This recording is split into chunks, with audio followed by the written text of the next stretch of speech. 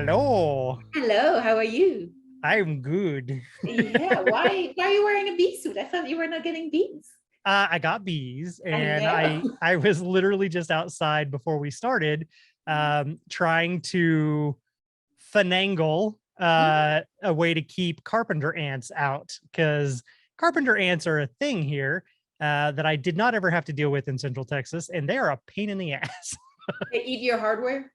No, they go inside the hive and they eat all the resources. Oh no. Yes. So whereas like in Central Texas, we had to deal with a lot of the wood ants, quote unquote, much smaller. They would get up underneath your inner covers or underneath the lids, But and they were not bad they for the didn't they didn't destroy anything inside the colony. They were using the heat of the colony, but they would eat the wood, and they would cause issues with that. If they were like underneath the hive, they would dig burrows and stuff in there. So that's one thing. Here we have a forest and we have carpenter bees in the forest, and they love to burrow into the pine trees and live in and around those, but they love to get inside the hives and they will steal the resources. And in an old piece of comb that I was using in a swarm trap, they crawled up in there and they put all their eggs in the cells as little storage baskets. Oh no. So Pretty yeah, crafty though. so they're a pain in the butt. And I was looking up stuff online. There's tanglefoot and things like that that you can put around trees and surfaces to keep them out. But it was going to be about 2 weeks for me to get any in, and there was none here in town. So as a temporary measure, as a stopgap measure, I went and got fly trap, the fly tape, Oh, fun. like Those that are you would peel awful. out and it's like Yeah, spiraled. I yeah. took that and then I wrapped it very tightly around each of the legs of the hive That's so creative. that they can't climb up and get into it. Hopefully, fingers crossed, we'll see. So what I did, I have two colonies. One of them went into an 8-frame Langstroth, Mhm. and it has one of the Defiant ant stands that Oh, actually has the metal dishes at the bottom and then the little covers over the top so rain can't wash it out. And mhm. those are filled with oil at the moment. So that one's good. I learned that was the lesson I learned when I first got down here and they started robbing that colony before it ended up. That's what started it on its downhill slope before it died over winter. Oh no. So I've reused that box location and all that, but put in the new frames and got everything for them to draw out new wax and stuff.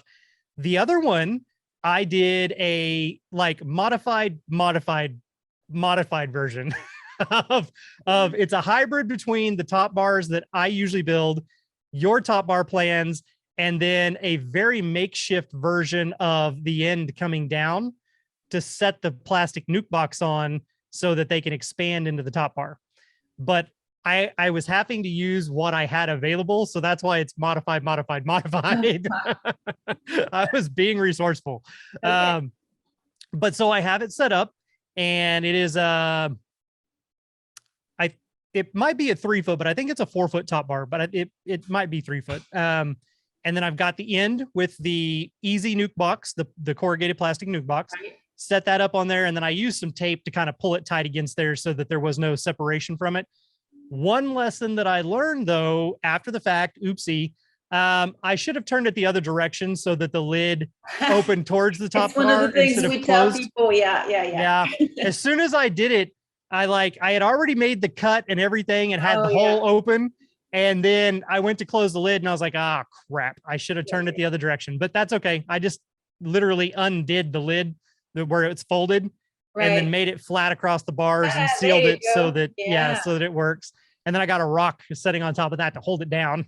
So that So it's not open. That's yeah, awesome. So you were very resourceful. You you adapted.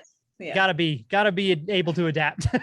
So I got that out there, got that all set up. And then the thing that made me think about the ants again was I already put the oil down there. So I was thinking about it. It was good. Temporarily, when I first brought the nuke home, I built another makeshift little table with legs on this side this short and legs on this side this long because everything is a hill. So that Oh. way it sets level on the hill. It Is won't the set level. cows Yeah. that have like shorter legs. That's right. The goats that grow lopsided.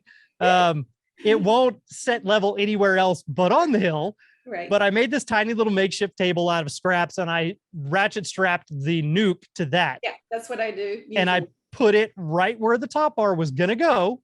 So then I could just set the top bar down behind it and then move that up to position and all the foragers could go right in. So I was kind of planning in advance, but I actually greased the legs of that little table. And when I went down there to transfer them over into the hive, there were actual carpenter ants crawling around on that stupid nuke box. They had made it up through the grease somehow. So that's why I was like, all right, desperate measures, got to switch over and do something else. So I switched to sticky instead of greasy. I want pictures. You want pictures? I want pictures of all this makeshift stuff. I mean, it's going to be worth it. It'll be worth it. I'll send you some. And I have some to post online too. Tell me how the fly strips go on your bee suit. Oh, okay. So now that I've got them on there, I think that it's going to work okay. I hope that it's going to do what we want. Now, the biggest pain in the rear was putting them on there because they're in a tube and you peel the little thing up and you pull it and it's spiraling as you pull it, right? Yep. So I learned that you have to kind of go the opposite direction so that it doesn't want to unroll, and you pull until you can get the bottom and tear it, because the bottom one doesn't actually have any sticky. It starts a little bit after. So you pull it up out of the tube and you tear it. You don't want it to elongate because that was the biggest problem. Oh, yeah. So you keep it short and tear that bottom, and then you roll it around. Now, I had on nitrile gloves. Yeah. Yep. So you start at the top, and then as you make that first wrap and you come back around, you overlap the first part. So that holds it in place. Then you go all the way down, and then you use the pushy pin tack to tack in the bottom one. So then it can't uncurl. And the top one's held because it's double stick and then stuck to itself. Right, and then you overlap. Yeah. Yes. So nitrile gloves, double sets, because after you touched the first one, I was okay. But then I put my hand down to shift up, and I picked my hand up and the forest was stuck to my hand. So that glove had to come off. And then I still have one glove here and two here. And so I do the next leg, and then this glove had to come off as I move to the next spot. But eventually 4 gloves later, and I have 4 legs done. So sorry, I snorted. I want to see that. You should have filmed it. That must have been something to watch. I didn't film that part because I already I made the mistake of touching my phone once, and then my phone stuck to the glove, and I was like, so it took a good 10 minutes when I got back inside to make the phone not sticky anymore. I was very upset about that. That's awful. Yeah, that stuff's really awful. You can't get rid of it. Yeah. No. So, but that's kind of the point. I'm really hoping that it's awful on the ant legs, not let them get into the hive. I want to know how many creepy crawlies are stuck to it at the end of the season. I'm going to be interested to see. I am going to go ahead and probably order the Tanglefoot, and I'll either do it below it or above it. But I needed something there because I didn't want to leave it, 2 weeks later, and then I'm like going down there and everything's gone to hell. So I wanted to make sure I had that in place. So that's a good idea. I like that. That was very creative. It is, but it was a messy job. I bet it was. And I'm glad you're trying the horizontal conversion of the Langstrath. Yeah. So when I went to get them, I strategically put one into the pre-molded plastic nuke box. That was going to go down into the Langstrath. The other one, I purposely took one of the old corrugated plastic easy boxes because I wanted purposely to be able to cut it. So is that how they sell their nukes? They have you come and harvest their splits or something? How did that work? I got to pick it all out. Wow. So we went through, there was, so he does 5 frame nukes only. And that's all his entire apiary. And he's got well over 100 colonies, but they're literally the 5 frame box with another 5 frame box on top. And if he has to go up, he does another. So there's never more than 5 frames in the box. And each of the ones that we went through were double box. So there was 10 frames to choose from. And I got to go through and pick out literally which frames I wanted to go into my nuke. And we found the frame with the queen. That was the first one in there. And then we go through the rest. So I picked the frames, the resources. So I can't complain about what was in that box because I built it. And then we did 2 shakes, 2 additional shakes of bees into the nuke as well, closed it up, hauled it off. That sounds like a good practice to know what you're getting. It was great. It was really good. And he's a good old guy. So I've contemplated, I don't know. I didn't broach the subject with him. He still doesn't have any idea who I am. So, but I didn't broach the subject, but I did contemplate having him come on as a guest for the fourth season somewhere in there. The local, you know, area things. Well, yes, but the downside to that, he could be a guest that would be similar. I'm not going to say on par, similar to Kin, but way more actually into the work of it. So he actually has the experience in the work and everything else to back it up. But still a little bit of that country aspect in there too. That's kind of like that could be fun. It's a good thing. The downside though, where I was like, was I started asking questions about the Ozarks and the region and things like that. And I never got an answer. No clear answers. So that doesn't make it a good fit for the local advice. Like, how am I going to learn and know if you can't? And I said specifically, do you know what or when the main flows are here and what the primary nectar sources are for those flows? And he was like, yeah. In fact, we're in one right now. And like, it's actually, usually it starts to slow down by June, but it's still going. It's been nice and cool and wet. And like, we got lots of stuff. And I'm like, awesome. So what are those flowers? And he changed the subject. And so, when does it start usually? When does it end usually? Exactly. I kept bringing it back. Yeah. And I got all kinds of answers that weren't answers. So he was, let me get this straight. He was slippery as a fish. He was slippery as a fish. Nice way to tie that in there. That's funny. So the title of today's episode is Something Fishy, and we're going to hit on this multiple times as we go through. Something else fishy. This here is a jar of honey. Let me see if I can get the front of it without the light hitting it. Pure honey. Okay, there we go. At an angle. 100% pure honey distributed by, and there's a big Scotch tape, duct tape in the middle. Then you have 46 ounces, 2 7/8 of a pound. Okay, so that's all that's on the label. The part that is covered up by the duct tape, and for everybody who can't see this, it's a large mason jar. As Natalie said, it has a white and black label on it that says 100% pure honey distributed by. Then there's a piece of tape on there that is covering up what immediately follows that, which is the name of the apiary. In this instance, it's the family name, their address, and their phone number. That's what's underneath the tape. And I covered that up to be nice. And then down underneath it, 46 ounces -2 7/8 pounds. So this honey, and I am going to say this one, this honey might as well be, if not actually is, Walker honey. Oh, really? Yes.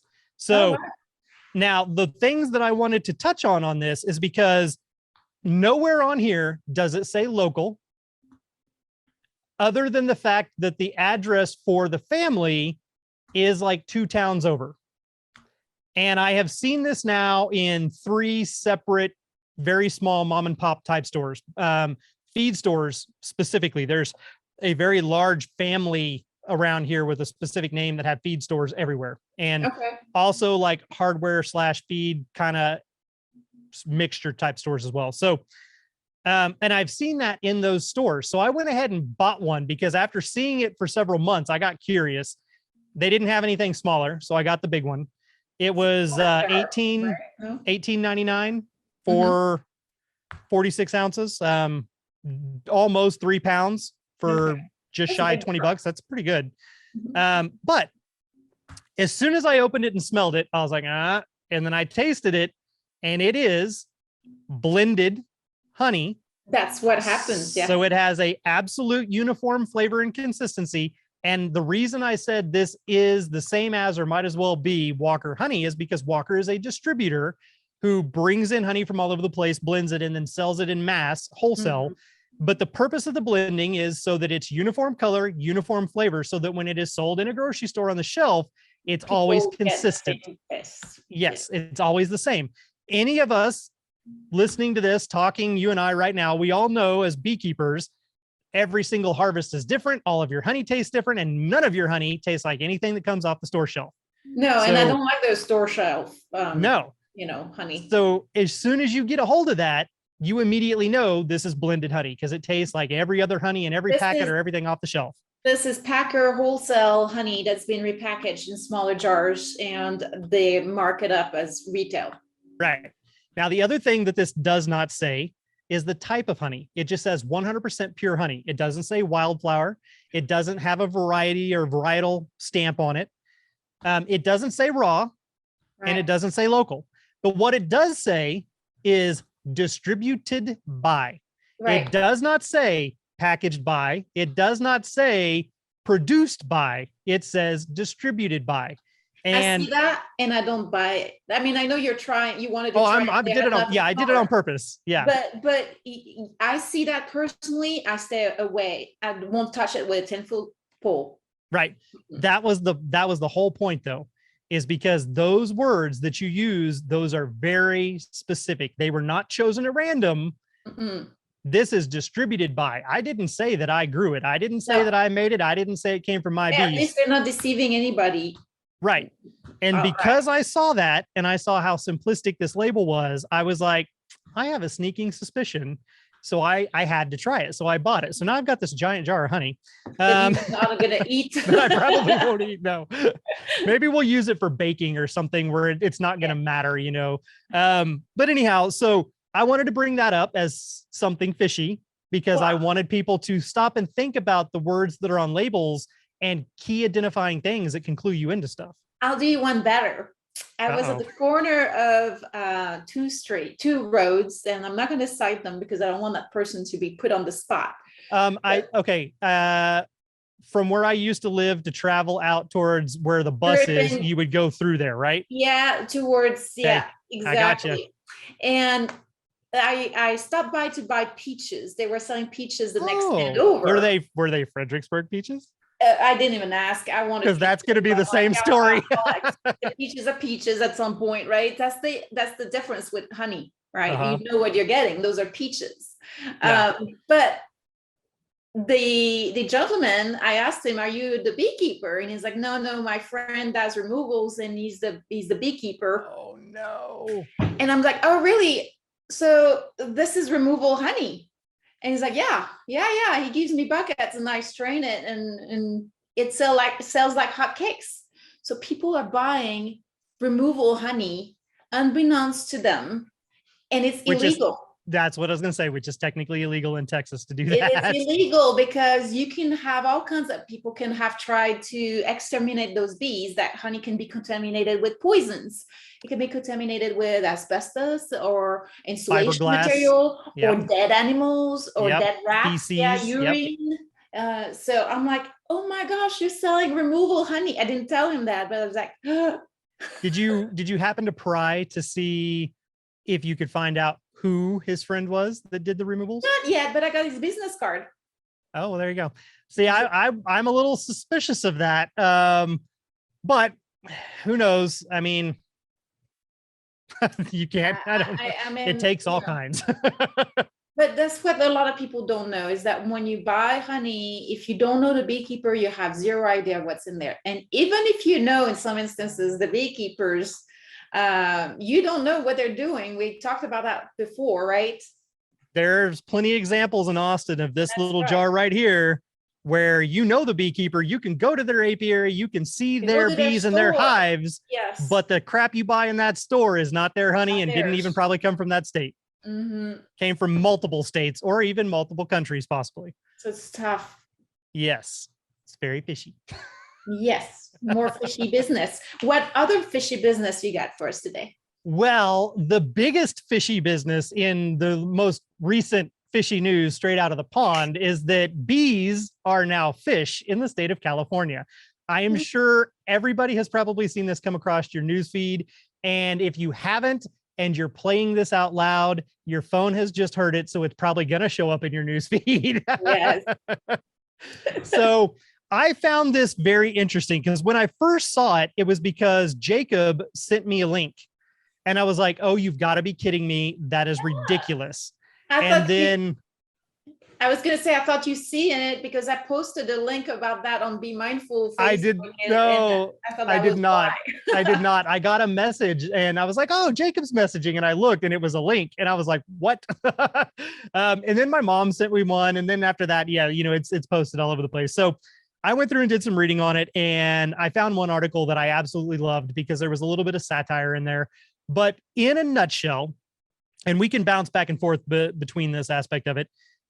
So in a nutshell, back in 2018, they attempted to put bees on the endangered species list, specifically 4 species of bumblebee. Just so we're clear, we're not talking about honeybees. In California. In California. This is all about the state of California. This is not the rest of the United States or Australia or anywhere else. California specifically wanted to put 4 species of bumblebees onto the endangered species list. And they had a lawsuit slapped against them almost instantaneously from a bunch of corporate conglomerates. And I bet everybody out there will never guess where they came from. Agricultural groups, and especially the Almond Alliance of California. Oh, there we go. I was going to say, let's see. California. Number 1 on that list is almonds. Yeah, it is. Let's see, where's that at? So it's the Almond Alliance of California. It was also the cotton ginners, citrus growers, and I think there was a 3rd or 4th one in there as well. But almonds, citrus, and cotton, 3 major crop producers in California said, hell no, you cannot put insects on the endangered species list. And they had a point, because the way that California law is written, invertebrates are not included. It is fish, mammals, birds, and I think there's one other thing on there. Crustaceans. No, that's what goes under. Yeah. Amphibian, reptiles, and plants. Yes, and plants. That was the plants. So it's really interesting how they went through and they did that. And they can have the plants on there, but you can't have insects on there, which make the world go round with your plants and make them bloom and all that other stuff. And of course, we can always kind of assume why, because if they're an endangered species and you have to protect them and you can't use certain chemicals in certain processes, it's going to cause problems for your operation. So they put a stop to it. Well, another attempt was made in 2020 and it was turned down. It was stopped as well. And now in 2022, judges actually passed it, and they did it by finding a loophole.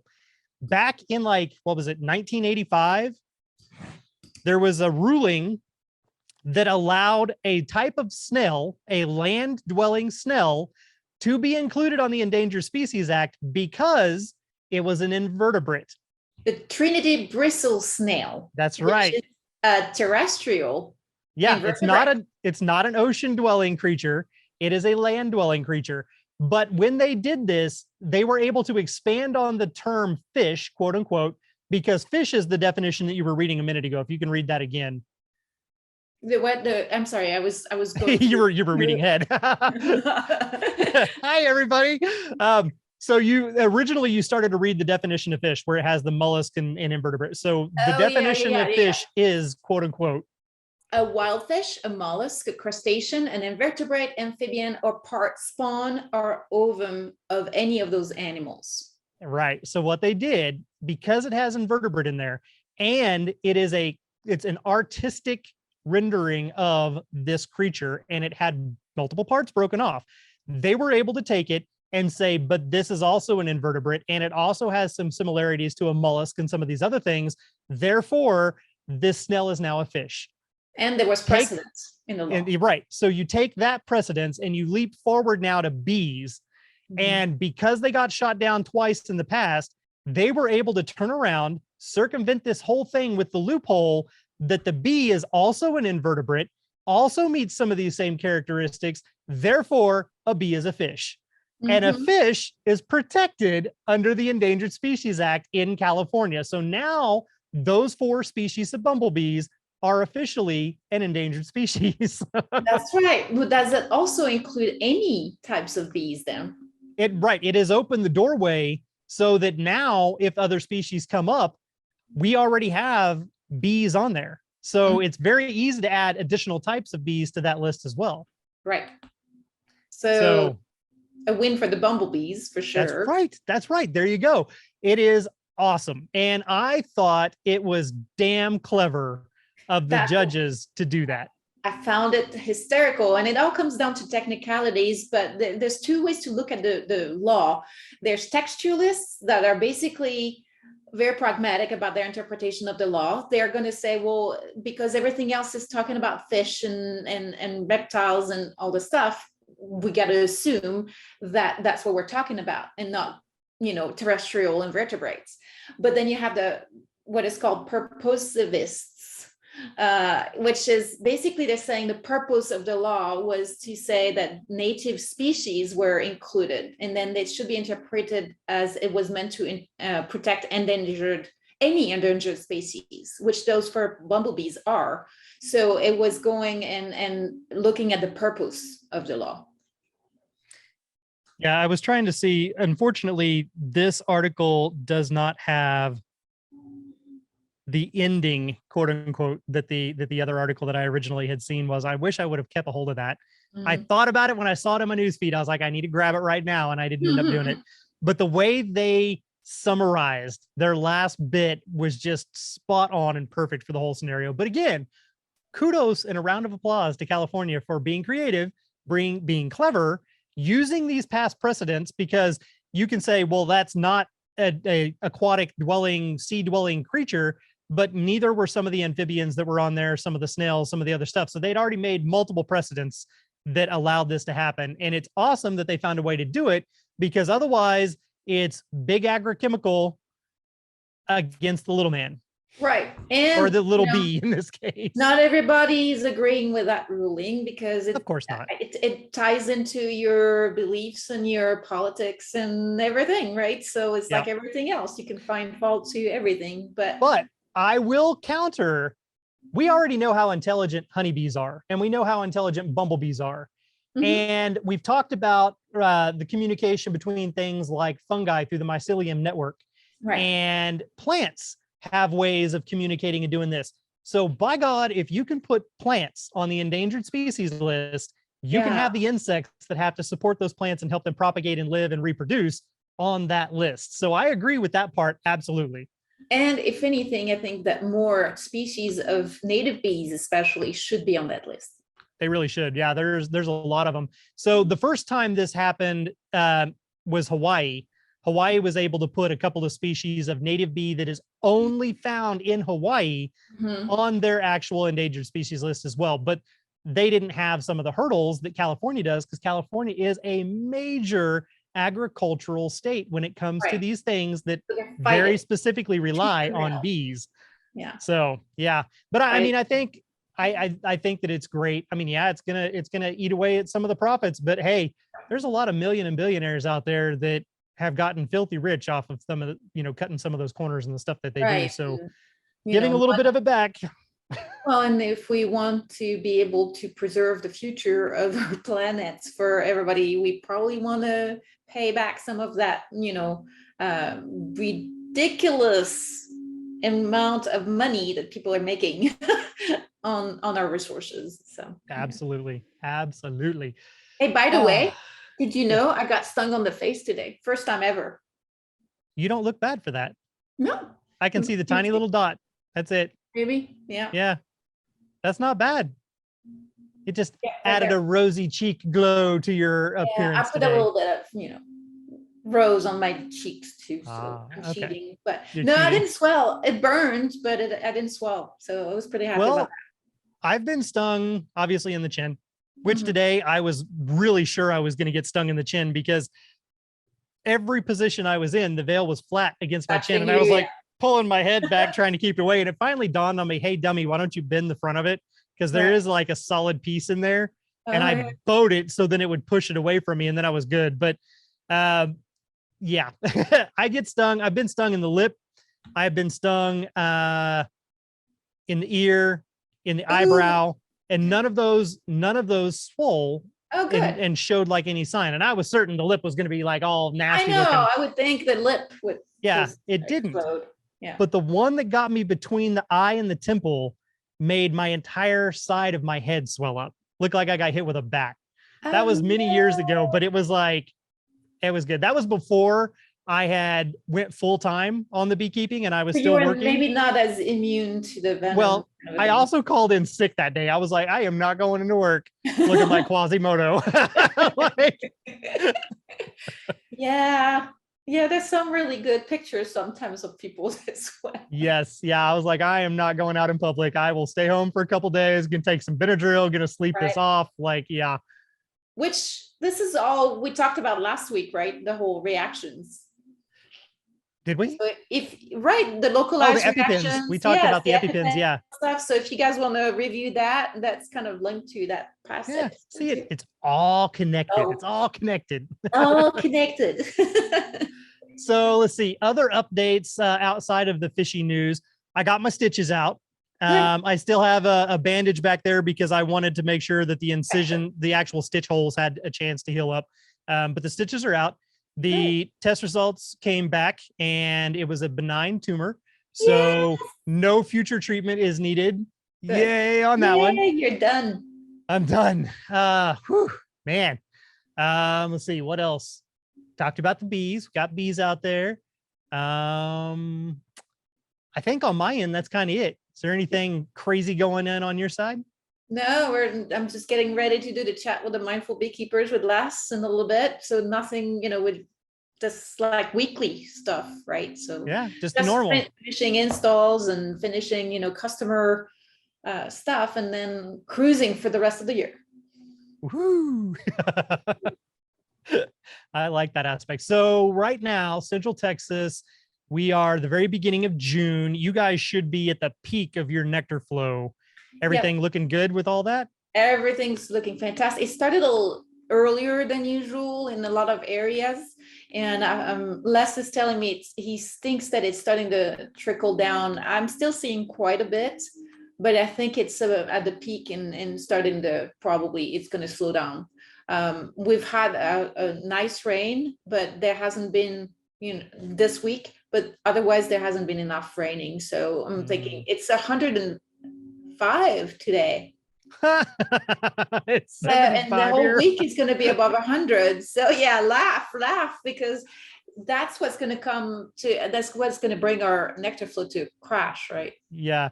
Well, so last week, our highs were in the upper 60s and it rained like every other day. Wow. We've had almost a month of it raining at least 3 or 4 times a week.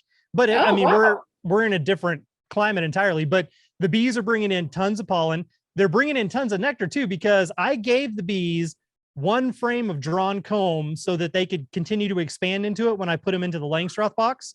And when I went back down to double check, oh yeah, so I kind of dropped one. Oh no. Were they mad? All right, so yes, they were mad. They were pissed off. Bees and frames all over the place. Like it was a mess. Oh, And you it dropped a wasn't. whole nuke I box? dropped a whole nuke. Look, walking through the forest in a big fluffy bee suit. It's not easy. All right, damn it. So yeah, I dropped the solid molded nuke box that has the snap-on lid. So the lid flew off. It flipped upside down. The frames kind of slid out on top of each other. Bees were poured all over the ground. Oh, They were ouch. That was a pissed. bad one. Thank Yeah. God I had my bee suit on. So I stood it up and put the frames back in. And waited a little bit. Yeah, the drone, there was some drone comb that was irreparably damaged. It was flattened. Oops. Yeah, oops on that one. And then pile of bees on the ground. So I set the box up and opened it so that the pile of bees could march in. And I went ahead and went on down and finished prepping the box and doing other stuff and Yeah, gave them let about an them hour. calm down. Yes. They still weren't calmed down. The stragglers that were still there the next day were still Hey, pissed about it. he's back. He's back. It's That's that guy. Didn't matter that I wasn't wearing the suit, that I've showered and it was a whole day later. It's that guy. So yeah, so that happened. And I had to go back down and check them today to make sure that the queen was actually there because I didn't see any sign of her anywhere on the ground or squished. Yeah, she could have got crushed. So and the other one was I had packed it so uber full and then it had to wait a few days for me to finish building the actual lengths or the top bar, sorry, to build the top bar and get it all ready to do this conversion. they started making swarm cells, and they were just barely starting. So I cut all of them out, and I took one, put it in my pocket, and took it down there just in case. Went through all the rest of the frames, found the queen. She's present. She's doing great. But the point of this story, before I realized my oopsie in there, I had given them a frame of empty drawn comb so that they could utilize it to lay eggs. They've already filled it with nectar, and I didn't feed them the whole frame. That's crazy. In what, 2 days? Yeah. And I don't know what the hell I don't know what it's coming from. Especially I mean, there's raining right. Yeah. It's raining every 2-3 days. So, but I don't know what they got. And that takes me back to our very first story. When I would ask these questions, I got answers like, man, they're bringing in pollen like crazy. You know, like all the trees and everything around here makes pollen. So I don't know specifically what it's coming from. And I was like, So I'm not gonna recommend going on Facebook necessarily, but maybe you can find groups. I'll find something somewhere. Something? Yeah, something. I'll figure it out. I'll reach out somewhere. I just don't. I want to be careful who I reach out to, because I don't want other people being like, oh, you don't want to be uncovered. I don't want to be. So that was kind of the answer. Oh, all these trees make pollen and they get it from everything. I don't know what specifically they're bringing in. I'm just glad to see they're bringing it in. And I'm like, oh, okay. And so I was like, well, how many different ways can I ask these questions? So then I was like, what about specific types of varietal honey? Because he had mentioned Georgia and a few other things. I was like, if you're in South Carolina or you're in Florida, you could have sourwood honey, or you could have Tupelo honey. So like, are there specific varietals that you can get around here? No, I mean, there's a lot of different trees and stuff that bloom, but pretty much it's all just wildflower. And I was like, man, you are not helping me at all. Trees. I know is there a specific tree that does really good at a certain time? I don't know. They all got flowers on them. I was like, man, I was so close because he was so fun to talk to. And I was like, I'm going to finally get answers. No, I didn't. He's not a botanist. He's not. Sure. He hasn't ventured into that aspect of beekeeping yet. No, he hasn't gotten that in depth in it. So I will have to continue my search to find answers for the Ozarks. Yeah, there you go. Wow. At least you got bees now. But I got bees. That's right. That's the main thing. I got bees. So we're back in business. It is right. Very cool. Well, I think we will wrap it up there with our fishy stories for the day. So hopefully you all enjoyed and you got a chuckle out of it. And if you hadn't seen any of those articles, go check them out. It's very easy to find. Just type in bees or fish and you'll have plenty of resources to look through. Exactly. And then Nathalie mentioned on here that she's getting ready to jump over and do her chat with Mindful Beekeeper.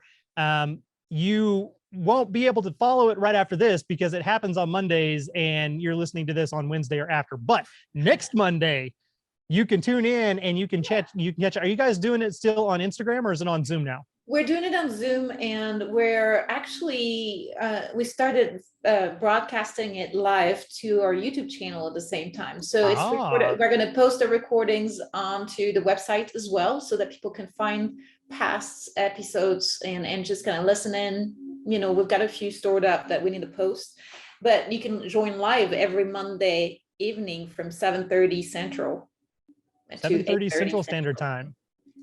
And that's, what is your YouTube channel? Be Mindful. And then you can find the Zoom link on be-mindful.com on the front page at the bottom of it. Very good. And you can find the top bar plans that I sort of kind of halfway used on Be Mindful as well. /plans. Yep, /plans. That's right. So go check all that stuff out. Plenty of things to think about, laugh about, and research on your week. And we hope that you have a great week. Thank you so much for tuning in. We'll talk to you next week. But until then, be good. Be mindful. Bye-bye. Bye. I got bees. This Hive Jive production was made possible by amazing patrons like you. And we appreciate your support.